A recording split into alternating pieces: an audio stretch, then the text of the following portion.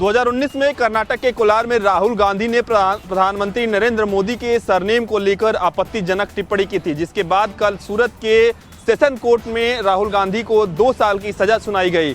इसके साथ ही राहुल गांधी को तुरंत जमानत में मिल गई। आज की बात करें तो आज लोकसभा से राहुल गांधी की सदस्यता रद्द कर दी गई है। तो निश्चित रूप से राहुल गांधी की मुश्किलें लगातार बढ़ती हुई नजर आ रही है। अगर राहुल गांधी अपर कोर्ट का दरवाजा नहीं खटखटाते हैं या राहुल गांधी को अपर कोर्ट से राहत नहीं मिलती है तो निश्चित रूप से राहुल गांधी आने वाले कुछ सालों के लिए चुनाव लड़ने से अयोग्य हो जाएंगे। ऐसे में देखना होगा कि आगे कांग्रेस पार्टी क्या कुछ रणनीति बनाती है, क्योंकि जिस तरीके से आज संसद भवन से विजय चौक तक मार्च निकाला गया और राहुल गांधी के पक्ष में और समर्थन में जिस तरीके से नारेबाजी की गई, उसके बाद आज करीब शाम 5 बजे के आसपास एक बैठक भी की गई थी जिसमें रणनीति बनाई गई कि आखिर कांग्रेस पार्टी आगे क्या कुछ इस पूरे प्रकरण में करने वाली है। कांग्रेस नेता राहुल गांधी की मुश्किलें लगातार बढ़ती जा रही है। प्रधानमंत्री नरेंद्र मोदी के सरनेम पर की गई टिप्पणी अब उनको महंगी पड़ती हुई नजर आ रही है। जहां कांग्रेस नेता राहुल गांधी के पास अब विकल्प बचे हुए हैं, वो विकल्प आपको बताते हैं। चाहे तो कांग्रेस नेता राहुल गांधी जो है निचली अदालत के फैसले को हाईकोर्ट में चुनौती दे सकते हैं। अगर हाईकोर्ट उस फैसले को, निचली अदालत के फैसले को स्टे पर लगा देता है तो इसी के साथ कांग्रेस नेता राहुल गांधी की मुश्किलें थोड़ी कम हो सकती हैं। लेकिन इसी के साथ राहुल गांधी का क्या आने वाला स्टेप होता है, ये देखने वाली बात होगी। राहुल गांधी की सदस्यता रद्द हो जाने के बाद सपा सुप्रीमो अखिलेश यादव का बयान सामने आया है। उन्होंने कहा है कि जब से बीजेपी की सरकार सत्ता में आई है तब से सरकार ने प्रशासन के साथ मिलकर कई सपा नेताओं की सदस्यता छीन ली है। वहीं सूरत कोर्ट ने मानहानि के एक मामले में राहुल गांधी को दोषी करार देते हुए 2 साल की सजा सुनाई है। वहीं जनप्रतिनिधि कानून के अनुसार अगर किसी सांसद या विधायक को 2 साल या उससे अधिक की सजा होती है तो उसकी सदस्यता रद्द हो जाती है। इसीलिए लोकसभा सचिवालय ने राहुल गांधी की सदस्यता रद्द करने का नया फैसला सुनाया है। उत्तर प्रदेश के डिप्टी सीएम केशव प्रसाद मौर्य ने आज सीतापुर के मुरादाबाद में दौरा किया।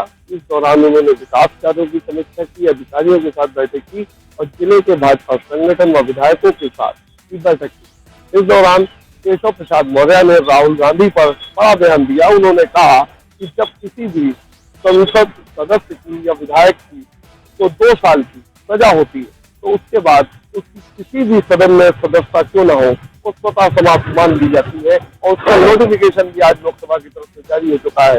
वहीं उन्होंने शिवपाल यादव पर भी बयान दिया। उन्होंने कहा कि अभी कुछ दिन पहले शिवपाल यादव को अखिलेश यादव ने समाजवादी पार्टी में लिया है तो वो लिहाजा कुछ दिन बोलेंगे। वैसे सारस के मामले पे एक बार फिर समाजवादी पार्टी के बयानों से केशव प्रसाद मौर्य ने पार्टी को बचाने का प्रयास किया। अब ऐसे में देखने वाली बात यह है कि उत्तर प्रदेश का सारस का मुद्दा कहां तक जाता है। बाराबंकी में आज डिप्टी सीएम केशव प्रसाद मौर्य ने जन चौपाल लगाकर लोगों से सरकार के द्वारा चलाई जा रही जन कल्याणकारी योजनाओं की जानकारी ली। वहीं करोड़ों की विभागीय परियोजनाओं का शिलान्यास भी किया। इस दौरान डिप्टी सीएम केशव प्रसाद मौर्य ने विपक्ष पर जमकर हमला भी बोला। कहा कि पहले की सरकारें 1 रुपया केंद्र से भेजती थी तो आम जनता के पास 15 पैसे ही पहुंचते थे। वहीं बीजेपी की सरकार में 100% लाभार्थी के खाते में सीधे पहुंचता है। इस दौरान डिप्टी सीएम ने महिलाओं को एक तोहफा भी देते हुए बताया कि आने वाले 2023 अप्रैल माह के बाद दीपावली और होली त्यौहार पर सभी महिलाओं को एक सिलेंडर मुफ्त दिया जाएगा। वहीं किसानों के लिए भी डिप्टी सीएम ने एक तोहफे का ऐलान किया। कहा कि निजी ट्यूबवेल पर किसानों को 1 अप्रैल के बाद से बिजली फ्री दी जाए। बिजनौर पहुंचे भारतीय किसान नेता राकेश टिकैत का उनके कार्यकर्ताओं ने जमकर फूल मालाओं से उनका स्वागत किया। जी हां, आपको बताता चलूं, भारतीय किसान नेता राकेश टिकैत का राशिदपुर गढ़ी में उनके कार्यकर्ताओं ने जमकर स्वागत कहा और राकेश टिकैत ने कहीं ना कहीं सरकार पर तंज कसते हुए कहा कि सरकार बिजली किसानों को मुफ्त दे रही थी। कहीं ना कहीं 1 साल होने को चला, ना तो कोई बिजली मुफ्त मिली और हमारे नल पुलकुपों पर और कुओं पर मीटर लगाए जा रहे हैं। ऐसा क्यों हो रहा है, ये एक बड़ा सवाल है। आखिर जब सरकार बिजली मुफ्त दे रही थी तो मीटर क्यों लगा रही है। कहीं ना कहीं उन्होंने सरकार पर तंज कसते हुए कहा कि अगर ऐसी सरकार हमारे कार्यकर्ताओं को परेशान करती रही और किसानों को परेशान करती रही तो कहीं ना कहीं हम पंचायत व सभा भी करेंगे। बिजनौर। प्रधानमंत्री नरेंद्र मोदी आज अपने संसदीय क्षेत्र में टीबी मुक्त पंचायत में भाग लेने के लिए पहुंचे थे। उस वक्त एक बेहद ही दिलचस्प वाकया सामने आया जब स्टॉप टीबी के डायरेक्टर डॉक्टर लुचिका ने एक बेहद ही इंटरेस्टिंग बयान दिया। उस बयान के बाद काफी देर तक हॉल में तालियां बजती रहीं। दरअसल डॉक्टर लुचिका ने कहा कि one earth, one family, one world के साथ साथ हमें वन लीडर भी चाहिए। और जैसे ही सबने सुना वैसे ही पूरे हॉल में तालियां बजने लगीं। खुद प्रधानमंत्री नरेंद्र मोदी भी मुस्कुराने से गुरेज नहीं कर पाए। योगी 2.0 के कल एक साल पूरे होने जा रहे हैं। इस उपलक्ष्य में उत्तर प्रदेश के 75 जिलों में उत्तर प्रदेश की योगी सरकार के कैबिनेट मंत्री के सहित विधायक और सांसद पेश करेंगे उत्तर प्रदेश की योगी 2.0 का रिपोर्ट कार्ड। जी हां, उत्तर प्रदेश की योगी सरकार का दूसरे कार्यकाल का एक साल पूरा होने जा रहा है। इसके उपलक्ष्य में कल प्रदेश भर में एक प्रेस कॉन्फ्रेंस करके रिपोर्ट कार्ड जारी करेगी उत्तर प्रदेश सरकार, जिसकी कमान खुद उत्तर प्रदेश की मुखिया योगी आदित्यनाथ लोक भवन में संभालेंगे। उनके साथ दोनों डिप्टी सीएम केशव प्रसाद मौर्य और ब्रिजेश पाठक भी रहेंगे मौजूद। साथ में भारतीय जनता पार्टी के प्रदेश अध्यक्ष और संगठन महामंत्री धर्मपाल सिंह रहेंगे मौजूद। आपको बता दें कि उत्तर प्रदेश के प्रभारी मंत्रियों को उनके प्रभार वाले क्षेत्रों में जाके कल एक बार फिर से उत्तर प्रदेश का एक साल का रिपोर्ट कार्ड देना होगा और किस तरीके से डबल इंजन की सरकार के जो फायदे हैं वो आम जनता तक बताने की कोशिश की जाएगी उत्तर प्रदेश के कैबिनेट मंत्रियों द्वारा। जिन जिलों में प्रभारी मंत्री नहीं पहुंच पाएंगे वहां की कमान वहां के सांसद और विधायक को निभाने की जिम्मेदारी भी दी। प्राथमिक विद्यालय व उच्च प्राथमिक विद्यालय में ड्यूटी के दौरान गायब रहने वाले 16,000 शिक्षकों पर तलवार लटक रही है। निदेशालय ने बाकायदा इन शिक्षकों की सूची तैयार की है और उस पर अब कार्रवाई का दौर शुरू होने वाला है। अगर बात करें दिसंबर से लेकर के फरवरी के बीच इन स्कूलों में बाकायदा जांच की गई। जांच के दौरान पाया गया कि तमाम जो शिक्षक थे वो गायब मिले। उत्तर प्रदेश के 16,000 शिक्षकों को चिन्हित किया गया जो ड्यूटी से नदारद मिले। इसके बाद अब इनकी वेतन कटौती, वेतन रोकना, साथ ही साथ नोटिस का दौर शुरू होगा। साथ ही साथ प्रदेश के तमाम जिलों के बीएसओ को निर्देश दिया गया है कि जो भी शिक्षक गायब रहे उन पर कार्रवाई करें और कार्रवाई का जो ब्यौरा है प्रेरणा जो पोर्टल है उस पर बाकायदा लोड किया जाए। उसके बाद अगर कोई बीएसए इसमें लापरवाही बरतता है तो उस बीएसए पर भी कार्रवाई होगी। लखनऊ विकास प्राधिकरण की बड़ी लापरवाही देखने को मिली है, जहां गोमती नगर स्थित विनीत खंड सी में एक पार्क में ए.के. सिन्हा ने अवैध रूप से पार्क में कब्जा कर रखा है। अवैध रूप में कब्जा करने का मकसद उनका ये था कि अपने ड्राइवरों को रहने और रुकने की व्यवस्था कर सकें। ऐसे में लगभग पिछले 10 वर्षों से लगातार उस पार्क पर अपना कब्जा स्थापित किए हुए हैं। ऐसे में जब आज एलडीए-वीसी और मंडल आयुक्त को इसकी शिकायत की गई तो उस पर संज्ञान लेने की बात फिलहाल कही जा रही है। ऐसे में जिस तरीके से पार्क पर अवैध तरीके से कब्जा करना और उस पर जो है घर बनाना या रहने लगना काफी ज्यादा नुकसानदेह है। ऐसे में लखनऊ विकास प्राधिकरण की ये बड़ी लापरवाही है जो लगभग पिछले 10 वर्षों से एक रिटायर्ड आईएएस को लगातार शिकायत मिलने के बावजूद भी बचाते हुए नजर। राजधानी के लखनऊ नगर निगम में चाइनीज कंपनी इको ग्रीन का डंका बज रहा है। हजारों शिकायतें हुई। लखनऊ में कूड़ा उठान से लेकर कूड़ा निस्तारण प्लांट चलाकर बिजली पैदा करने का काम भी इको ग्रीन के पास है। बावजूद इसके इको ग्रीन पर कोई कार्रवाई नहीं हुई। हालांकि बहुत सारी शिकायतों के बाद नगर आयुक्त की तरफ से इको ग्रीन को बर्खास्त करने के लिए शासन को पत्र भेजा गया। बर्खास्तगी को लेकर बातचीत हुई, चीजें आगे बढ़ी, कार्रवाई का दौर शुरू हुआ, लेकिन बावजूद इसके नगर निगम फिर इको ग्रीन की शरण में चला गया। आखिर क्या वजह है कि नगर निगम से लेकर शासन में बैठे अफसर तक इको ग्रीन पर कार्रवाई की हिम्मत नहीं जुटा पा रहे हैं और अब दोबारा से कुछ दिनों के काम की बात कहकर इको ग्रीन को फिर से काम करने का मौका दे दिया गया है। हालांकि यह देखना महत्वपूर्ण है कि जहां हजारों शिकायतें हैं और जिन काम का दायित्व उस पर था वो भी नहीं किया गया। विद्युत व्यवस्था जांच समिति के चेयरमैन उमेश द्विवेदी ने एक पत्र लिखकर अरुण कुमार अधीक्षण अभियंता की जांच कराने की मांग की है। यूपीपीसीएल के चेयरमैन एम द्वारा पत्र लिखा गया जिसमें साफ तौर पे कहा गया है कि तैनाती के दौरान जिस तरीके से अधीक्षण अभियंता अरुण कुमार ने अपने चहेते फर्म को टेंडर देने का काम हो, चाहे टेंडर के बदले में 10% कमीशन लेने का मामला रहा, उन तमाम चीज़ों को लेकर एक पत्र लिखा और पत्र के माध्यम से ये कहा है कि अरुण कुमार ने विभागीय नियमावली को दरकिनार करके अपने चहेते कंपनियों को टेंडर देने का काम किया। वहीं 2 ही बिडर में टेंडर को खोलने का काम भी अरुण कुमार की तरफ से किया गया है। अब देखना होगा कि उमेश द्विवेदी ने जब ये पत्र लिखा उसके बाद क्या कुछ कार्रवाई मध्यांचल विद्युत वितरण निगम के अधिकारियों की तरफ से होती है, क्योंकि अगर हम अरुण कुमार की बात करें तो अरुण कुमार के ऊपर कई गंभीर आरोप लगाए गए हैं। बाकायदा लिखित में उनकी PDF भी जारी की गई है, लिखित में लेटर जो है एम देवराज को रिसीव कराया गया। अब देखना होगा इस पूरे प्रकरण में क्या कुछ आगे कार्रवाई होती, क्योंकि ये एक बड़ा मामला है जहां पर अपने चहेती कंपनियों को करोड़ों रुपए का फायदा पहुंचाने का काम का जो आरोप है वो अरुण कुमार अधीक्षण अभियंता पर लगा है। अब देखना होगा कब तक कार्रवाई पूरे प्रकरण पर होती है। नेपाल सीमावर्ती क्षेत्र एक बार फिर सुर्खियों में है। सुरक्षा बल के वहां पर कड़ी व्यवस्था की गई है, सुरक्षा व्यवस्था कड़ी कर दी गई है और साथ ही वहां पर जो सुरक्षा खुफिया तंत्र है उसको सक्रिय कर दिया गया है।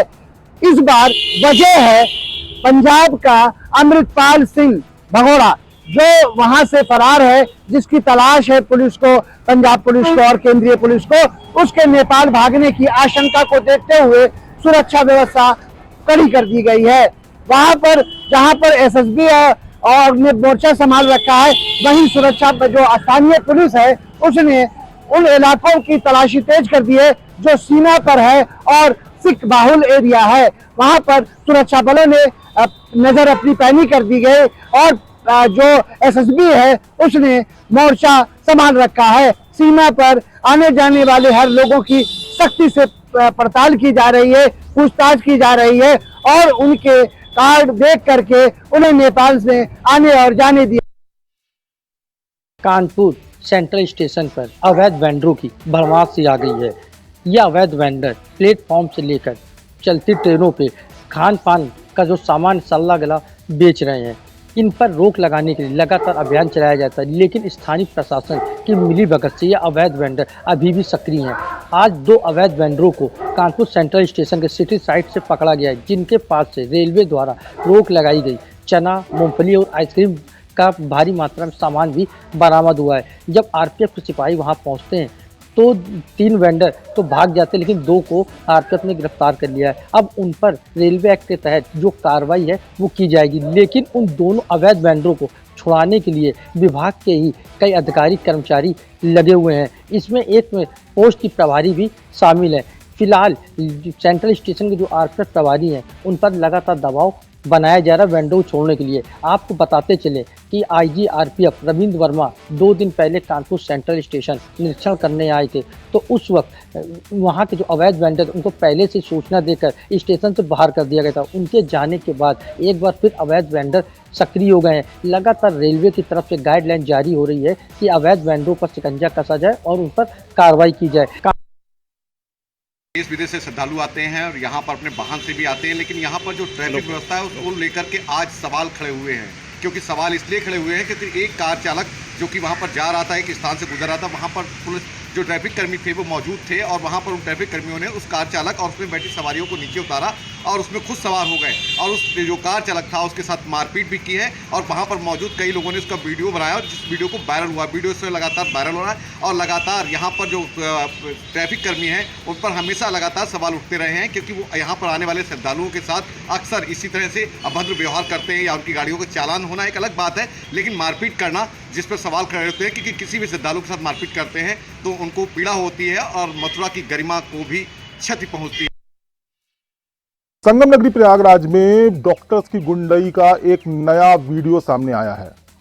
प्रयागराज के धूमनगंज इलाके में स्थित ये हॉस्पिटल में कुछ परिजन अपने मरीज का इलाज कराने पहुंचे थे, लेकिन वहां पर कुछ विवाद होता है और उस विवाद के बाद पूरे डॉक्टर्स और वहां के स्टाफ इन तीमरदारों पर जमकर टूट पड़ते हैं और लात घूंसों के साथ उसकी जमकर पिटाई की जाती है। पूरा मामला सिर्फ ऑनलाइन पेमेंट को लेकर था। जो मरीज के परिजन थे वो ऑनलाइन पेमेंट करने की बात कह रहे थे, जबकि अस्पताल का जो प्रशासन है वो कैश पेमेंट को लेकर अड़ा हुआ था, जिसके चलते विवाद बढ़ा और विवाद के बाद वहां के पूरे स्टाफ ने मिलकर उस हॉस्पिटल में जो एडमिट परिजन थे उनको जमकर लात घूंसों से मारा और पीटा, जिसकी CCTV फुटेज इस समय वायरल हो रही है। फिलहाल परिजन थाने गए हैं और थाने में उन्होंने तहरीर दी है और उसमें उन्होंने स्पष्ट कहा है कि ये हमारे साथ अन्याय हुआ है। हम ऑनलाइन पेमेंट देने की बात कर रहे थे, लेकिन अस्पताल प्रशासन सिर्फ कैश पर लेकर अड़ा था, जिसके चलते ये विवाद हुआ और उन लोगों ने उनके साथ जमकर हाथापाई की।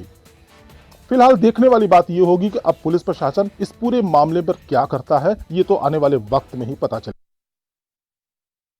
यूपी सरकार की महत्वपूर्ण योजना जन चौपाल योजना को जो अधिकारी पलीता लगा रहे हैं, उन पर सीडीओ के माध्यम से कारण बताओ नोटिस जारी किया गया है। जन चौपाल के दौरान 3300 कुछ शिकायत मिली थी, जिसको 2500 कुछ शिकायतों को निस्तारण कर दिया गया। वो लंबित पड़ी हुई हैं निस्तारण, जो अभी भी अधिकारी उन पर लापरवाही बरत रहे हैं, जिसमें से आपूर्ति अधिकारी है, चिकित्सक अधिकारी हैं और महिला कल्याण अधिकारी है। तमाम जैसे अधिकारी करीबन 10 से 12 अधिकारी हैं, उनको कारण बताओ नोटिस जारी किया गया है। कहीं जो सरकार की जो योजना है जन चौपाल योजना, जो जनता तक पहुंचाई जाए, उन पर पलीता लगा रहे हैं। उनमें शिकायतों को निस्तारण किया जाता है। ग्राम पंचायतों पर चौपाल लगाई जाती है, जिसमें से जिले के तमाम अधिकारी वहां पर पहुंचे हैं और ग्रामीण वहां पर शिकायत करते हैं। उन शिकायतों को समय पर निस्तारण करने के लिए उनकी प्रार्थना पत्र दिया जाता।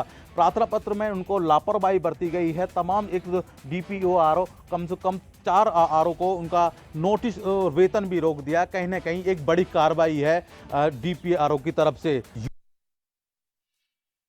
गौतम बुद्ध की अष्टधातु की मूर्ति पूरनपुर कोतवाली से गायब हो गई। ये बहुत बड़ा सवाल खड़ा हो गया।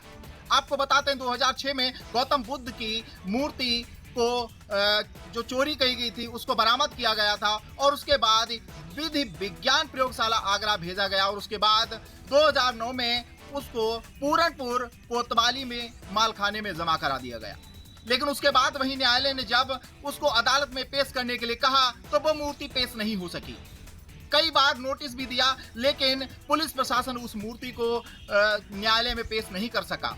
वहीं जब न्यायालय के तेवर तीखे हुए और उन्होंने पुलिस महानिदेशक और अपर पुलिस महानिदेशक को पत्र लिखा और बरामद की गई मूर्ति को न्यायालय में पेश करने की बात कही। न्यायालय के हस्तक्षेप के बाद पुलिस प्रशासन में हड़कंप मच गया और सीओ सहित अन्य अधिकारी खाने पर पहुंचे और उसकी छानबीन खोजबीन शुरू कर दी। लेकिन वही जब नहीं मिली तो उस समय जो भी मामला था और वहां पर हेड मुहर्रिर जो तैनात थे उस समय के दौरान, जिनके दौरान ये मामला हुआ था, गायब हुई थी, नहीं मिल रही थी, उन पर मुकदमा लिखा गया है।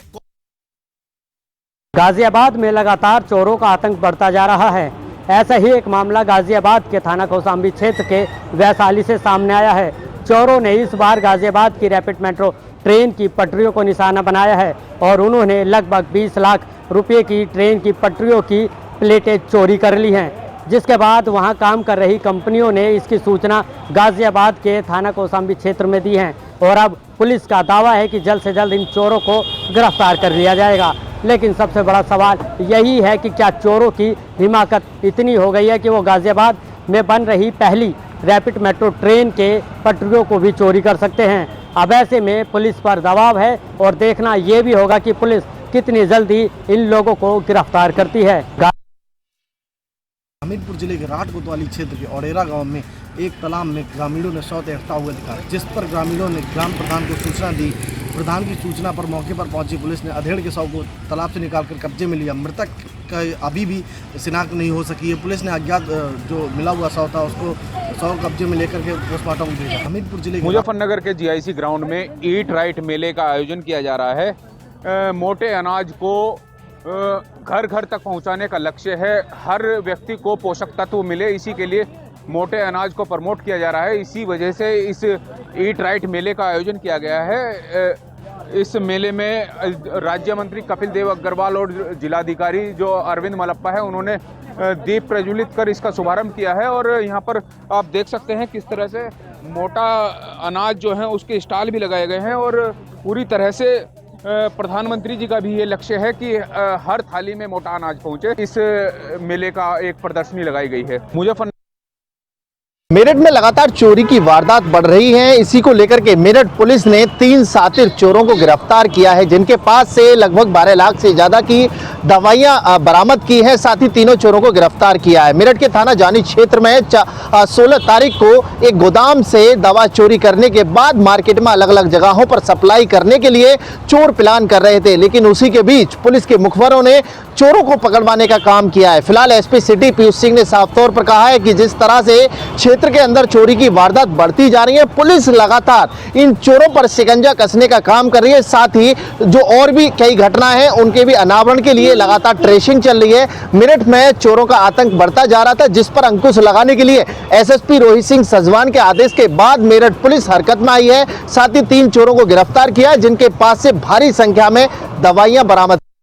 आगरा पुलिस और बदमाश के बीच मुठभेड़ हो गई। बिल्कुल आपको बताते चले, जनपद आगरा के पिनाट थाना क्षेत्र के बदरौली नहर की पुलिया के पास स्वाट टीम को सूचना मिली कि 10,000 रुपए का गैंगस्टर में बातचीत चल रहा शातिर अपराधी वहां खड़ा हुआ है। जब इस स्वाट टीम और थाना पिनाट पुलिस मौके पर पहुंची और वहां शातिर अपराधी को पकड़ने का प्रयास किया, तभी शातिर अपराधी द्वारा पुलिस पर फायरिंग कर दी गई। वहीं जवाबी फायरिंग में पुलिस ने भी फायरिंग की, जिसमें बदमाश के पैर में गोली लग गई। आपको बताते चले, बदमाश पर लूट जैसे कई गंभीर मुकदमे दर्ज हैं, तो वहीं यह गैंगस्टर में भी आरोपी वांछित चल रहा था। बहरहाल पुलिस ने घायल को उपचार के लिए आगरा के एसएन में पुलिस की देखरेख में भर्ती करा दिया है। मैं खड़ा हूँ कानपुर देहात के रनिया इंडस्ट्रियल इलाके के वैभव ऑयल मिल में, जहाँ पर एक बहुत बड़ा ब्लास्ट हुआ है। आप देख सकते हैं कि लेबर कॉलोनी है, जहाँ पर तकरीबन जिस हिसाब से ये इमारत बनी है 100 की तादाद में लेबर रहते होंगे। और आप देख सकते हैं यहाँ पर गैस सिलेंडर फटने की बात कही जा रही है। 3 कमरे धराशायी हो गए, छत देखिए बिल्कुल चकनाचूर हो गई है। यहाँ पर गृहस्थी का सामान पड़ा हुआ है। तकरीबन 7 लोग इंजर्ड बताए जा रहे हैं। बताया ये भी जा रहा है कि 3 जो लेबर थे उनकी कैजुअलिटी हो गई है। और ये देखिए हालात किस तरह से, कि कितना भयावह धमाका था। इतने मोटी मोटी दीवारें जो है वो धराशायी हो गई, लोहे के रॉड पड़े थे वो धराशायी हो गए, खाने पीने का सामान सब देखिए पड़ा हुआ है यहाँ पर। और लगातार जो है यहाँ पर अभी पुलिस भी बनी हुई है। और ये देखिए खाने का बर्तन, लोग खाना खा रहे थे जिस वक्त ये हादसा हुआ है। तकरीबन 7 लोग इंजर्ड बताए जा रहे हैं और 3 लोगों की कैजुअलिटी हो गई है। हालांकि देखा यह गया कि सीसीटीवी कैमरे की बात कही गई कि शायद जो है घटना की तस्वीर सीसीटीवी में कैमरे में कैद हो जाए, लेकिन यहाँ सीसीटीवी कैमरे नहीं लगे हैं।